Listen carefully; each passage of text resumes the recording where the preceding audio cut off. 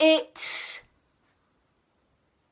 7:30 on the night that Hull City have been battered 3-0 by Reading. It's ridiculous. I haven't seen the game, but I've read a match report. Blah, blah, blah. This is a true fan's view on what a mess this is at the moment. And it's a hole that we've completely dug ourselves into. So, I tried to record this earlier, but it had a lot more emotion in it than this one's probably going to have. But either way, it's still going to be pretty hot-headed. It's going to be just going to be a Hull City fan giving their opinions. So, we lost 3-0. I've got a match report on here. Poor performance, conceded 3, and we had 3 disallowed. 1 from Kane for being offside, 1 for Grzycki by an apparent handball, and after O'Shea was sent off for a tackle on Martin outside the box after being through on a goal. Not sure what the third goal was disallowed for, but it went in and it wasn't disallowed. This is off someone's Instagram, by the way. Bowen was the best performer, but he got taken off. Bowen's on a really, really good run of form, and, you know, I actually feel sorry for him, Todd Kane, and David Marshall and Dan Batty. Bowen, Kane, Batty and Marshall are carrying this team. And when they are not in the team, we fall apart. Well, Batty's not in the team, but we're falling apart. Ever since Batty got injured against Ipswich, we've been so unorganised in the midfield. Against Wigan, we were awful. So were Wigan, but Wigan was slightly better than us. And other things, just like that. Like little things, like a 20-year-old controlling your midfield. A 20-year-old who is in his debut season, his full debut season. He played 2-3 games last year. He's in his debut season and he is controlling the midfield. What on earth? Sorry, what? You heard me correctly. A 20-year-old is controlling our midfield, and when he's not in the team, the more senior midfield players and more senior players are making it fall apart. Henriksen. How in God's name is he wearing one of these? Yeah? A captain's armband. What the hell do these managers see in him? He's awful. Again, when Phelan signed him, it was a Steve Bruce target. It was like, oh yay, he's supposed to be better than Diarmi, the man who sent us up to the Premier League. He was awful. No. So, Phelan played him. Bad idea. Silva didn't play him because Silva brought in better players. Marco Silva, the legend, as I'm just trying to shut my door. So, Slutsky, what the hell did he see in him that he was playing so consistently? And to some extent, what did Adkins see in him for the first bit? For the first bit of his tenure, but towards the middle/end of his tenure last year, Adkins got Henriksen playing well. He got Henriksen playing well. So, what does he do? Dawson leaves, so that leaves a captain vacancy. People who could have got it, McGregor, but he left. Myler, but he left. And Larson, to some extent, yeah, but he left. Bowen, probably say he was a bit too young for it. You know, and we had Campbell could have been on the shortlist, but was too inconsistent. as was Bowen towards the end of last season. So he gave it to Henriksen, and he whittled on so much in that announcement video that to be captain of this club is something to be proud of. Ashby, Dawson, Roberts, you're not like any of those. Those people led by example. Ian Ashby was probably our best ever captain. Gareth Roberts, brilliant player. Dawson, we had him towards the end of his career, like Fraser Campbell played with Dean Windass and Andy Dawson, but he still let his experience flood to the rest of the team.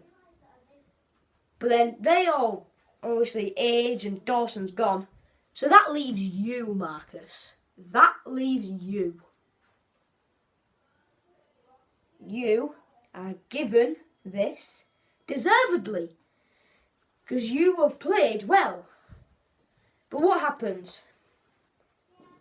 You go and bottle it. You go and bottle it. You go and bottle it. You throw the reason why you got the captaincy out of the window. Right, what I'll do now is I'll put a picture of Jackson Irvine during the game alongside me here. I think it's here. To one of my sides, to this side or this side. It'll come on now. And you can see him. He's like this. He can't believe how bad this is. And that photo of one person sums up the emotions and thoughts of every single Hull City fan around the world. Awful, shocking, ridiculous, farcical. How has that happened? I haven't seen the highlights or the goals, but I assume it's defensive errors. Oh wait, Device wasn't playing. No, but seriously, the defence made far too many mistakes. I mean, it's just ridiculous. I mean, loads of City fans would have been, praising Device so much after his performance against Ipswich. But the only reason he played that well was because he had Elphick stood to his right saying, no, Yori, that way. No, Yori, this way. And then that message would get passed on to Kingsley. And Kingsley would then follow. And, Elphick would also guide Burke. But Burke can actually contemplate what he's doing. Burke is actually a talented footballer. And honestly, out of that back line that we've been playing for this first bit of this season with no Elphick, Kingsley, Device, Lehigh and Burke. Lehigh's coming to the end of his career.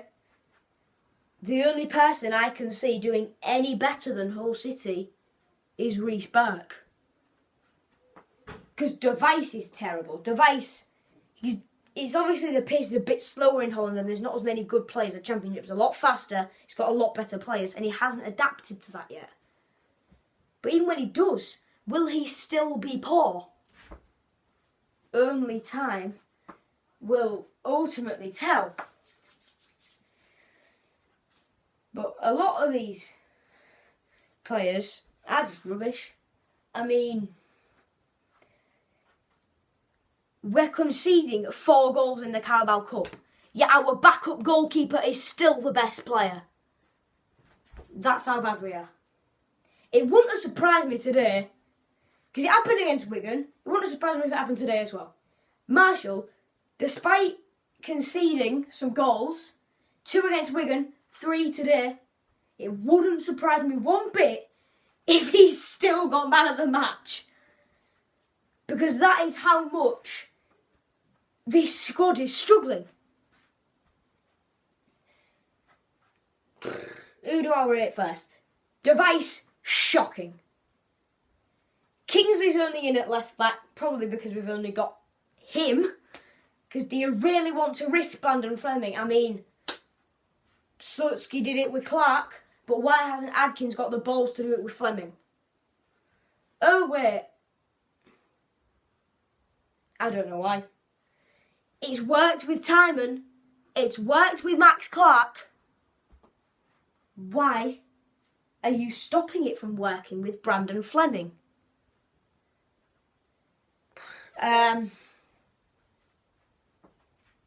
Kevin Stewart's awful. I didn't actually know this until Adkins said it a few weeks ago, but Kevin Stewart actually was a fullback for his Liverpool career, for most of his Liverpool days. So don't ask me why Slutsky brought him in as a defensive midfielder, because he's had to learn a new position and how to play. So that's why he's been making so many mistakes, according to Adkins. Or is he just terrible? Henriksen, we've already discussed him.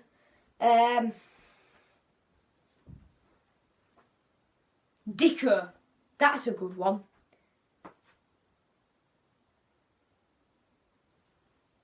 Just hasn't performed. He scored a couple of goals last season, but he's done knack all other than those couple of goals. No standout performances. No, he's really the striker that will score us goals. Realistically, he is a player that's suitable for a team like Wolves. That's why he looked so good. Because they've got the players who can feed the ball through to him, and he can use his pace to just put it in one-on-one.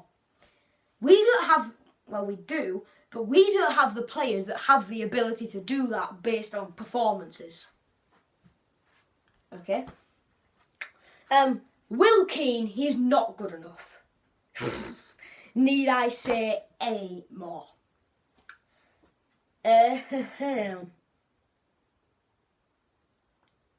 Here's a player we can come on to. David Milinkovic. He put something out on his Instagram of him training before the Ipswich game. Yeah, you expect that, like, yeah, we might win. I'm going to train hard. I'm going to actually play. But what was put in the caption was quite bizarre. It's basically him implicitly slagging off his boss for not playing him. It's all in French, so if I just get my laptop, I Google translated it all. It's not focusing. Anyway, I Google translated it all. He put, en attendant mon rôle, je m'attrape de chaque jour. L'âme dénierait ma saison au pouvoir qui je suis. Si je dois exercer chaque jour, c'est pas grave. Je serai encore plus forte à mon retour. J'ai trop de rage dans les ventre. Benta, je ferai ce que j'aime le plus sur un terrain de foot. Dieu est grand et vous tout. La patience est le travail. C'est le flûte de la réussite. Some French. That translates to, whilst waiting for my time, I train hard every day. Last year, my season to prove who I am. If I have to cash every day, it does not matter. I will be even stronger when I return. I have too much rage in the stomach. Soon I will do what I love most on the football field. God is great and sees everything. Patience and work is the fruit of success. Basically, I'm not playing. Adkins, pick me. Adkins has said, before the Ipswich game, he said we've got 6 games in 22 days. He's going to utilise every bit of the squad, and the reason Milinkovic isn't playing is because he's not putting the graft in. He knows the culture of the club, but he's not putting the graft in. You said you want to utilise every bit of the squad. You've got to play the fringe players, like Milinkovic. He said, just because he's a new signing doesn't mean he's going to instantly come into the team. Why did you sign him if he's not going to be in the team? Oh, Nigel. And for all you City fans out there that want to say Adkins out, yes, I've slagged him off a bit. But give him some money. Give him some money under an owner who will let him spend whatever he wants. Then see what he does with the players he actually wants. And then, if that doesn't work out, then get rid of him. But right now you can't judge.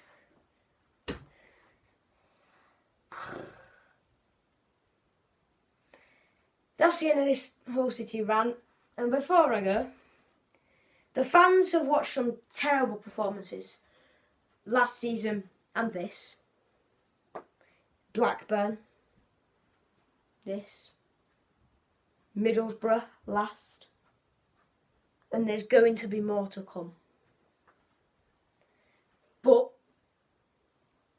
if a fan travels to an away game, spends the money, like today, goes 4 hours down to London, we're up here, London's down there, we go 4 hours down there, some of the fans. They should be refunded every single bit of money that they paid for their tickets. Because that is ridiculous. And for all those players who are on this Hull City team and say, oh, we don't want failure, we don't want to be criticised by the fans. Apparently Henriksen got anxiety because of it or whatever. Not being mean, Marcus, but, you know. Sorry if I've slagged you off a bit, but, you know. Every player will get criticised if they play poorly. I accept that. So every single one of those players that was on that pitch today, hand your wages in for a week. Because what just happened there is failure. That is an absolute embarrassment. Hand your wages in for the week. I don't care. You've got enough money. You've got your big house. You've got your cars. Just hand a week's wages in. Say, no, I don't want the wages for this week. No, it's fine. The supporters shouldn't have to suffer, so I'm going to suffer a bit as well. Just give your wages in. That's the end of this video. It's quite hot-headed. A bit less hot-headed than the last one was. But things do need to improve at this club. And it's the hole that the club, the Alams, have just dug themselves into by trying to change the name. And they've got on the fans' bad side. And they've decided, you know what? Who cares about the fans? Let's just run this club into the ground. So there are bigger problems at this club. There are bigger problems than, you know, the manager. There are bigger problems than the players. There are problems higher up at the club with the club not being run properly. But either way, that's the end of this video. Leave a like if you enjoyed it, subscribe if you're new, click the bell. Hull City vlogs will be coming for home games. Goodbye.